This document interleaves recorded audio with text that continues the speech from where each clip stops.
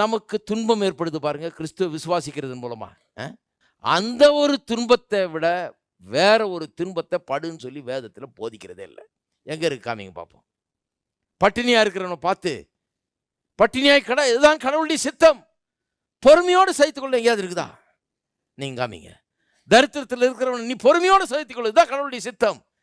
கொஞ்ச நாள் சகித்துக்கொள், உனக்கு பரலோக ராஜ்யம் சீக்கிரம் வரும், அதுல போனவனுக்கு மாளிகை இருக்குது, எங்கேயாவது இருக்குதா சொல்லுங்க.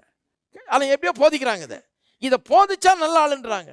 எப்படி சகிச்சுக்கிறது, எப்படி பாடுபடுறது, இல்லாத பாடெல்லாம் எப்படி பாடுறதுன்னு சொல்லி தர்றாங்க. ஆனால் ஒரே ஒரு பாடம் பாடுன்னு சொல்லி வேதம் சொல்லுது. அது என்ன? கிறிஸ்துவை பிரசங்கிக்கிறது நிமித்தமாய், கிறிஸ்துவை விசுவாசிக்கிறது நிமித்தமாய் ஏற்படுகிற துன்பங்கள்.